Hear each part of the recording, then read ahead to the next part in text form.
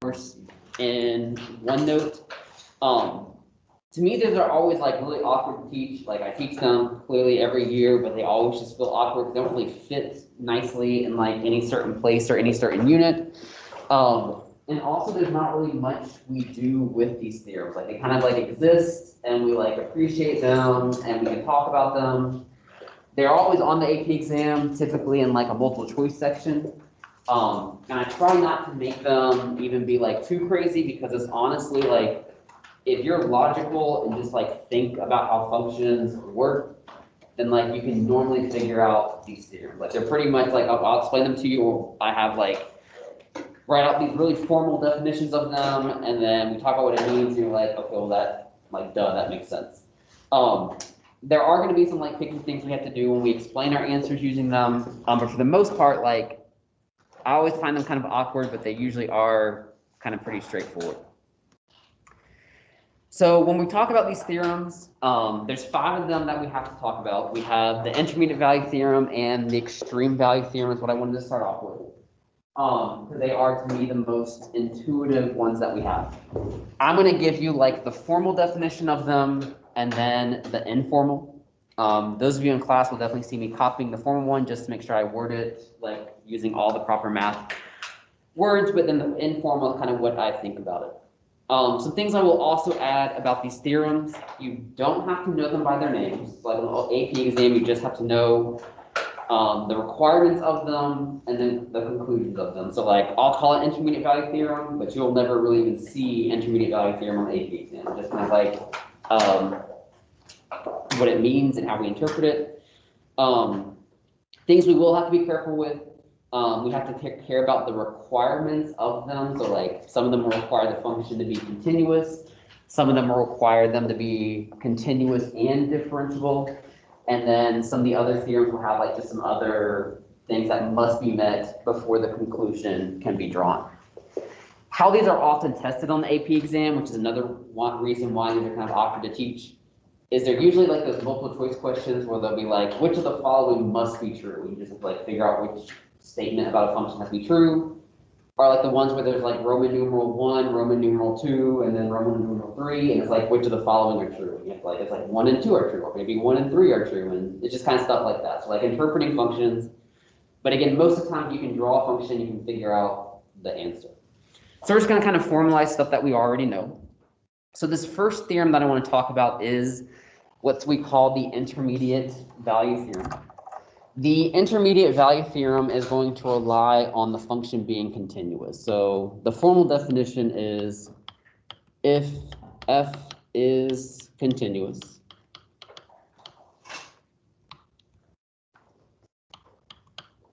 and here I got a copy to make sure I word it exactly how I want you to see it. If f is continuous and k is between f of a and f of b,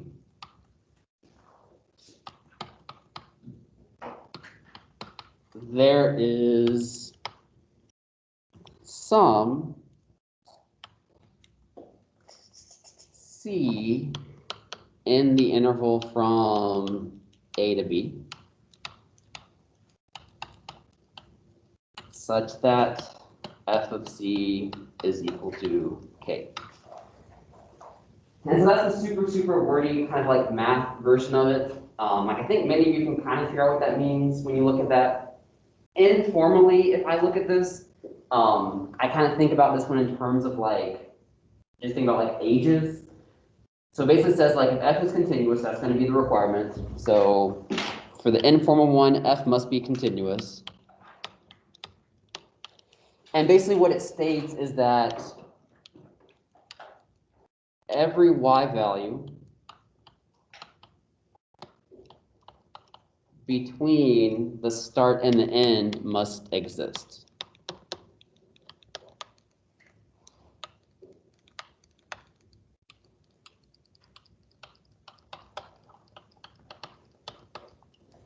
And why I kind of connect this to ages is like, if at some point in your life you were 2 years old, clearly you were, And then currently you are 17 years old. Ages are continuous, you don't skip ages. So like, therefore, at some time in your life, you were 5 years old. Or like, you think about like climbing a mountain, you start at the bottom of the mountain at the lowest elevation, you climb the mountain and eventually you reach the highest elevation. Well, clearly you just can't like skip over an elevation. So there was like some time while climbing that mountain, you hit some elevation in the middle.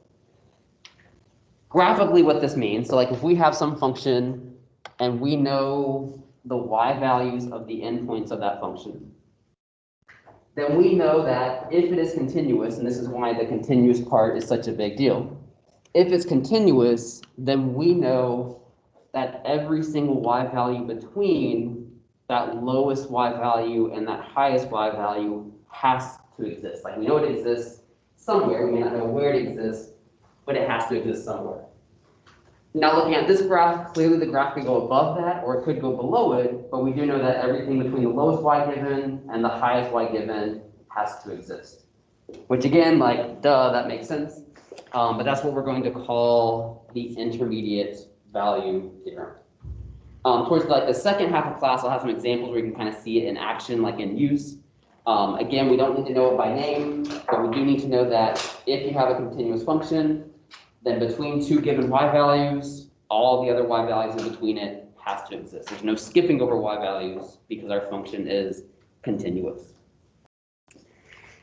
The other one that I think is also pretty easy to figure out, especially since you made it this far in calculus, is what's called the extreme value theorem. I will say when I write these out, like again, you don't have to know the names of it, but intermediate value theorem is often just abbreviated IVT. That's also allowed in the AP exam if you just happen to be talking about it.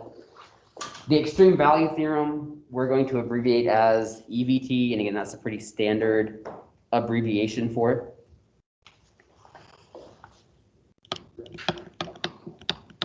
By its name, it's clearly talking about extreme values, so like absolute minimums and absolute maximums. Its formal definition is if f is continuous,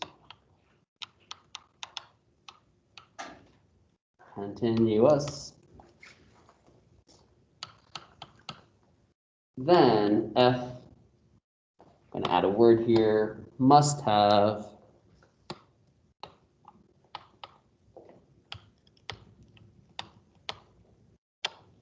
an absolute minimum and an absolute maximum on the closed interval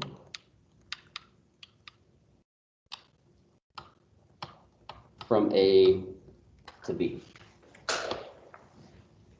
This one, again, I think is also kind of pretty obvious.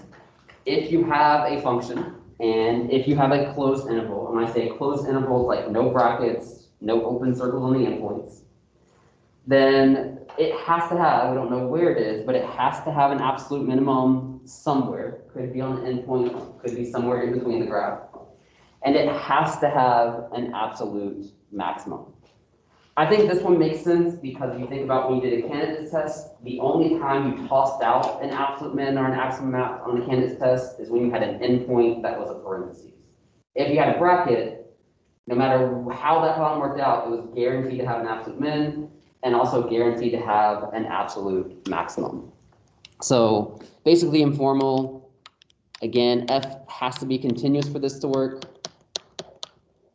Then we'll say absolute extrema must occur on closed intervals. Guess this informal one's pretty same as the formal one.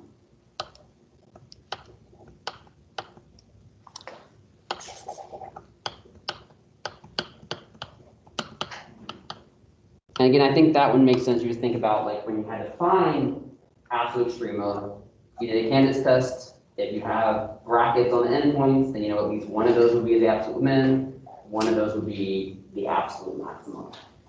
So that's what we call the intermediate value theorem and the extreme value theorem. I know I haven't done any examples with them because they're kind of weird things to do examples with, but were there anything on those two theorems that I could go back and like explain a little bit better or talk about a little bit better if you have questions on them at all? All right, three more. Two of them sound the same. One of them is named after a mathematician. The first one we have to talk about is going to be called Rolle's theorem. Rolle's theorem, again, on the AP exam, you don't need to know these theorems by name. You just need to kind of know that, like, hey, if these things are true, then these statements are also going to be true. Rolle's theorem is going to require a function to be continuous and differentiable. So if f is continuous and differentiable,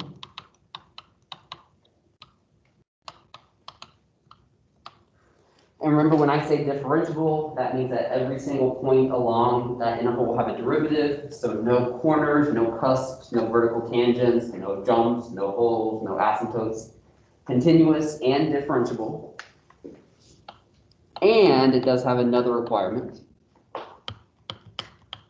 F of A is equal to F of B. Then there is some C in the interval from A to B, such that F prime of C is equal to 0. So that is the formal definition of this one. To put this kind of in everyday words, I think it makes sense when you think about it. So we have a function that's continuous and differentiable. So there's no jumps in it. It's like a smooth curve. It has a derivative everywhere. A and B are basically kind of like the endpoints of it. And we say that F of A is equal to F of B. So basically, like, the y values of the endpoints are the same. So basically, the informal one, I'm going to say if F is continuous and differentiable, and y values are the same at endpoints,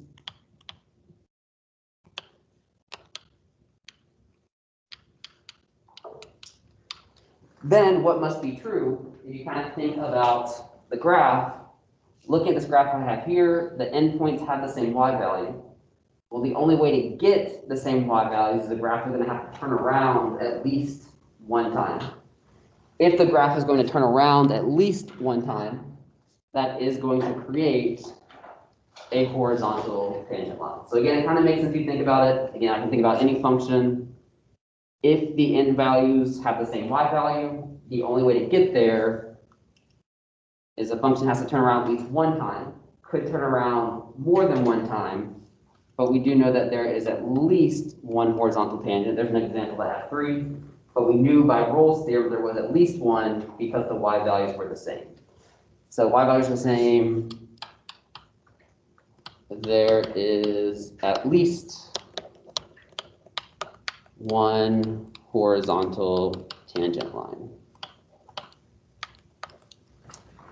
So that is Rolle's theorem.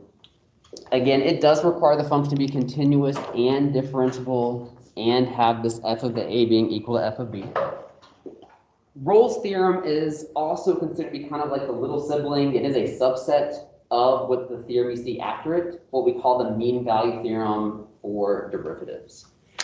Rolle's theorem, we don't really have an abbreviation for it. Like, you can just call it Rolle's and leave it like that, but Rolle's theorem doesn't really have an abbreviation that we'll use. Underneath it, the one that's related to is going to be called the mean value theorem for derivatives. I did put the derivatives in brackets here because if you look at that third theorem we have, it's called the mean value theorem for integrals. So we have the mean value theorem for derivatives and then also the mean value theorem for integrals. If it just says the mean value theorem and then like nothing, it's going to be implying the mean value theorem for derivatives. So like if you just see on the AP exam, this is the one that they will often talk about on the AP exam by name. If they just say the mean value theorem, we are going to assume it's going to be talking about for derivatives. And what it states is basically, grab a different color. If f is continuous and differentiable, there is some c in the interval from a to b, where, and then this one does have an equation that kind of goes along with it, but it is one that I think kind of makes sense. And what it states is that there's going to be the derivative at that c value is equal to f of b minus f of a all over b minus a. This one is kind of a unique one. I don't think this one is as obvious as those first three theorems we talked about. Basically, if you're looking at that equation, what that represents, we're basically saying the derivative at a point is equal to the slope of a secant line. Some students also like just thinking about it as somewhere the derivative is equal to the old school slope. And again, the mean value theorem for derivatives only works if f is continuous and differentiable. Looking at the graph, we can kind of see how this makes sense. So f of b minus f of a over b minus a, that's just your old school slope formula. That's the change in y over the change in x. So it would represent the slope at the endpoints. Like there is some slope that has. I'll put an m there. You know, m often represents a slope. And what the mean value theorem basically states is like, well, if this function is continuous, if there's a derivative everywhere along that interval, then there's going to be some point, I'm going to try to eyeball it, where the derivative at that point has the same slope as the slope of that secant line. You can kind of see when you draw a little tangent in one spot. You do have the tangent slope is equal to the slope of that secant line. You can kind of see how that is an application of Rolle's theorem. And in fact, Rolle's theorem is basically the MVT for a special type of slope. The slope at the endpoints in Rolle's theorem is the same at some slope along the point. So kind of the same theorem, but Rolle's theorem is only going to talk about horizontal lines. Mean value theorem for derivatives will be any slope. The one question I see where you actually have to like calculate stuff on the AP exam is often with the mean value theorem for derivatives, sometimes also with the mean value theorem for integrals, but way more common for derivatives. And it will basically have you find the c value that makes this equation true. So I have an example later where we do that, but basically you'll set up an equation, take the derivative, set it equal to the slope of the secant line, and then solve for x basically. So you would find that x value of where that same slope is happening. And then we also have the mean value theorem for integrals. The mean value theorem for integrals, I'm going to kind of compare again to the derivative one. It's going to require that f is continuous. Doesn't require f to be differentiable because we are talking about integrals and not derivatives. So if f is continuous, there is some c in a to b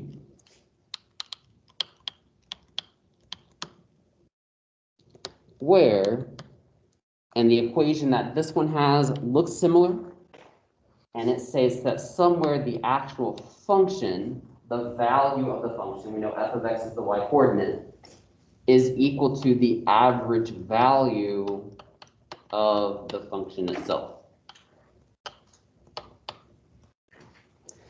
Informally, so only requires that f is continuous, and that equation basically means there's somewhere where the y value of f is equal to the average value of f of x.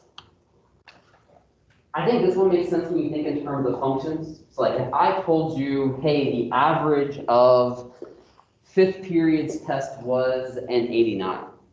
That wouldn't necessarily mean someone made an 89, like people made all over the place, and 89 is just the average. But when you talk about the average of a function, it's continuous, so it takes on every single y value that's possible. So somewhere along the function, the average value is going to be the same thing as a y value. So like what would be the average value of this one? Probably something a little high, something like right here. And you can see that somewhere the average value would be equal to some specific y value. This is another one where they sometimes ask you to solve it. I am going to go ahead and replace also this f of x with f of c, just to say sometimes they do ask you to solve for that c, similar to the mean value theorem for derivatives, where you would like just find the average value and then set the function equal to that average value. So those are the theorems that we have in calculus. I'm going to do some examples just to kind of see like how they would be used. But again, these are often like things you don't have to calculate or anything like that. Just kind of understanding like the if part and then the conclusions from those theorems. Any questions on those three before we look at some examples?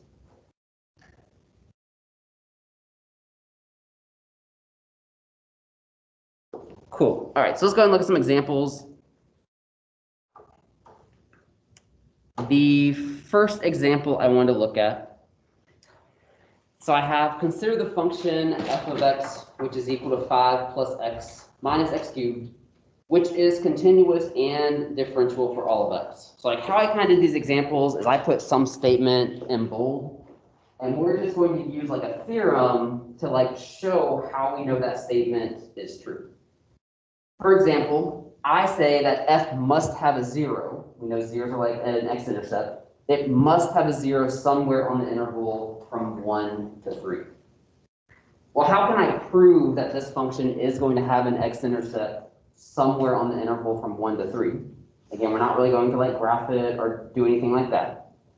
Well, I want to choose a value to prove that a value exists, I should say, then that is going to be kind of an application of the intermediate value theorem. So the idea is the existence of that 0 is going to be guaranteed by the intermediate value theorem. How do I know I can even use the intermediate value theorem? Well, the intermediate value theorem only has one requirement. The function must be continuous. This is a polynomial, so I know my function is continuous. And if I want to be able to use the intermediate value theorem, the thinking behind it is you want to somehow show that every y value between the starting y value and an ending y value has to exist. Well, they give me an interval. How can I show that it crosses the x-axis at that interval? Hopefully I can plug in a 1 and show that that's like positive or negative, and then I can plug in a 3 and show that that like switches a sign to kind of show that it's crossing the x-axis. So again, it's like obvious stuff, but you do have to kind of just like think through it that way. So if I'm looking at this one, like I would first find maybe f of 1 and f of 3, just to kind of see where it might be at those places. F of 1, that's going to be 5 plus 1 minus 1, 6, 5. And then f of 3, we have 5 plus 3 minus 27. And that's going to be negative something, negative 19. And here's where the IVT comes into play. And again, this is like obvious, and you could probably figure this out without having a name to it. But I know that f of 1, the graph was at 5. And then at f of 3, the graph was at negative 19. Well, clearly, the graph had to somewhere cross over the x-axis to get to the 0. So like at some point we were at 5, and then we were at negative 19. I don't know what it looks like in between, but somewhere it would have to cross the x-axis. So how will we show that? How will we explain that in words? You will want to say something like, well, I know that f of 1 is equal to 5, which is less than 0, and f of 3, not less than 0, 5 is the one greater than 0. And f of 3 is equal to negative 19, which is less than 0. And by the IVT, like logically, you can assume that 0 would be included. And you can prove the existence of any y value between those two. Like the IVT would also let you know that this function is going to cross y equals 4, because 4 is between negative 19 and 5. I also know it's going to cross y equals negative 15, because negative 15 is between negative 19 and 5. So again, I think the worst part with these theorems is like you can easily overthink them, but like just think through it logically of just like how numbers work. Not going to worry about finding 0 because we all know how to set something equal to 0 and solve. The theorems mainly talk about the existence of it. We know how to find all this stuff already. The second one I want to look at is talking about a horizontal tangent line. If you wanted to prove a function had a horizontal line before you even attempted to find it, which theorem is going to prove the existence of a horizontal tangent line? And that's going to be Rolle's theorem. Rolle's theorem is the one that we're going to use. How do I know I can use Rolle's theorem? This is a polynomial, and all polynomials are continuous and differentiable. Well, if I want to prove that it has a horizontal tangent line, I want to prove that basically the endpoints are the same, because if I prove that the endpoints have the same y value, then at some point that graph has to turn around, giving you at least one horizontal tangent line. This one has the interval from 0 to 1, so like f of 0 is equal to 5, f of 1 is also equal to 5. Well, if they're both equal to 5, they're both equal to each other. If you're starting at 5 and ending at 5, somewhere this graph changed directions, and you know you have a horizontal tangent line. If you're explaining yourself with this, definitely would have to mention that the function was continuous and differentiable. You would need to mention both of them. And you would need to clearly show that f of 0 is equal to f of 1. Now, sometimes people ask the question like, well, what if your endpoints aren't the same y value, but maybe like a subset of those endpoints gave the same y value? So then you could do that. So maybe like 0 and 1 didn't work, but maybe 0 and 0.5 gave you the same y value. Then you would know, and you could use that kind of subinterval in the problem. And again, we're not going to actually find that horizontal tangent line, one for time, but also like y prime equals 0. We know how to do that. But we can prove that it exists using Rolle's theorem. Do want to say whenever you can use Rolle's theorem, you can also always use the mean value theorem for derivatives. Not to bore you, because I know theorems are like the least exciting thing in calculus, but how we can use the mean value theorem for derivatives for this problem is it states that somewhere the derivative is equal to the old school slope between those points. What's the old school slope between those points? The change in y over the change in x, which is equal to 0.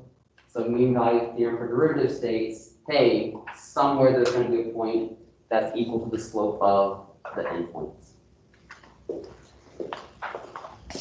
Next one. Pretty straightforward. F must have an absolute minimum on the interval from 0 to 2. Like before you even work it out, you know that it has to have an absolute minimum. You're talking about extremas, so it's going to be by the extreme value theorem. We can use the extreme value theorem because this function is continuous. And 0, 2 is a closed interval.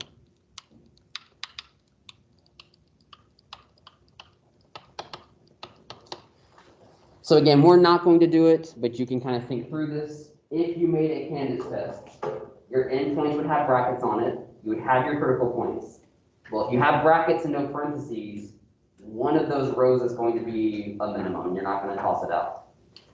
Versus if I change the interval to something like this, with a parentheses on 0, like it could have an absolute minimum, or it could have an absolute minimum that's tossed out. We just don't know. And that's why the closed interval portion of the extreme value theorem is important. Questions so far? All right, last two. These are ones we'll actually kind of work out. So this last one, I have that same function. F is continuous and differentiable. So it says f is blank, again, is continuous and differentiable, so that the mean value theorem for derivatives, and again, I put that in brackets because you just said mean value theorem, you're implying it's talking about the for derivatives one. It tells us there must be some c in the interval from -1 to 2, such that f prime of c is equal to 0. Well, if we're talking about the mean value theorem for derivatives, our function must be continuous and differentiable. This is the one type of problem AP exam. Only have seen it on multiple choice questions where they'll ask you to potentially find two different numbers. They'll either ask you to find a number that will complete that equation, or they'll ask you to find the x value that will solve the equation you set up. So whenever you see the mean value theorem, or if it states clearly the mean value theorem for derivatives, just remember the equation that's being set up is somewhere the derivative is equal to the slope of the interval. So again, two potential numbers the AP exam might be looking for. You're either lucky and just have to find the slope, or after finding the slope, you set that equal to the derivative and solve. So like the two numbers for this one I would find, if you're trying to find the slope, you would try to find, what's my interval, -1 to 2. So I would have f of 2 minus f of -1 over 2 minus the -1.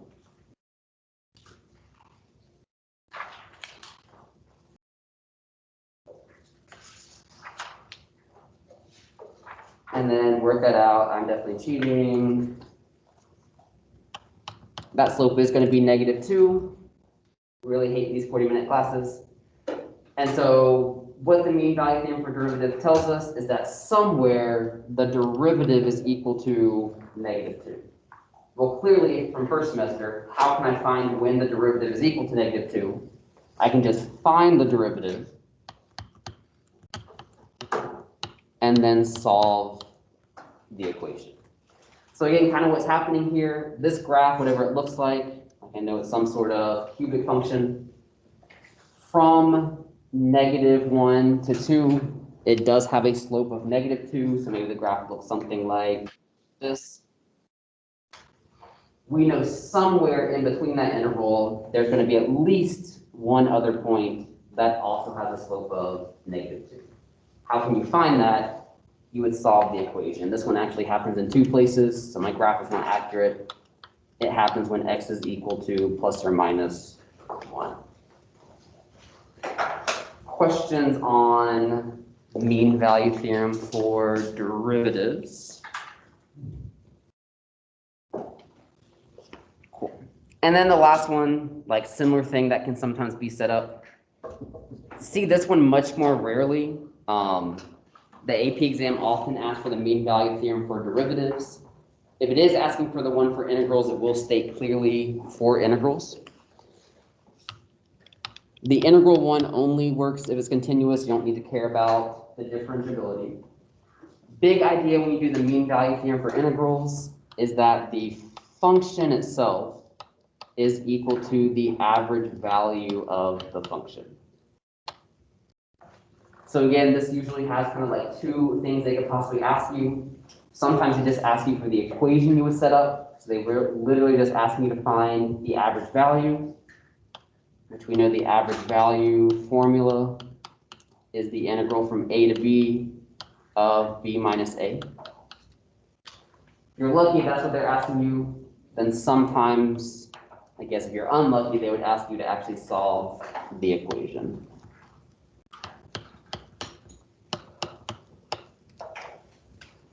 And this one I'm definitely not going to do since I use that same function each time. This one was pretty easy to solve as a derivative, but that integral equation you eventually get is not easy to find at all. In fact, you have to use a calculator to solve it. But I will give it to you so you can see why you can't solve it. It's basically a polynomial that has irrational roots. The average value ends up being 17/4, and we just can't solve that by hand. Big idea though that I honestly want you to get when it comes to these theorems though is like the equation that you set up, or just like the conclusions you can draw almost logically from certain kind of aspects of how the function flows. I do think theorems make a lot more sense when you start practicing them yourself. The homework I have for this is the last homework after the unit. It is super short. Like I have some true false questions and multiple choice questions just so you can kind of get a feel of how these theorems show up and are tested on the AP exam. So what I want you working on, like I know class is ending in 4-ish minutes, maybe. There's your checklist of basically what we're kind of finishing out this week. So homework, I'm adding to that the theorems homework. This is homework number 6. Do pay attention to it. You're only doing the highlighted questions on it, so it's not like doing like even, odds, or multiples of anything. Like I just chose the ones I thought were most important, especially as this unit is already kind of a long one. And then your test is on Friday, so then there's the usual briefcase binder stuff. I am available all day during office hours if you did have questions on anything you've done already, since there wasn't really a lot of time to ask questions today. Tomorrow, though, will be completely a work day. So tomorrow, just kind of come and ask questions and get stuff done. Questions, if you're not too overwhelmed by all that yet. Is this stuff going to be on the test? I have 2 questions relating to these theorems on the test. I'll even go tell you, one of the questions will be basically like setting up the equation for the mean value theorem for derivatives or integrals. Will be one or the other. And then the other one, you'll just kind of use your reasoning to justify that something exists from the theorem. Which I think when you do the homework, you can start seeing this is really not like a, it's not like an overthinking topic. Like you just kind of just like think logically through what information is provided. Yeah. You know, yeah, because you don't have to know the theorems by names at all. You just know like, hey, if this is continuous, then like I can pretty much assume this. Like this is differentiable, then I can assume this. So that's where I'm going to end this live version of class. Tomorrow, again, thankfully, we're back on the normal schedule, so we'll have a full class period to work and ask questions. But again, I am available all during office hours, so definitely reach out to me if you have any questions or things that you want to clarify, especially because I know today's notes were a little bit brisk. So y'all can go ahead and get started.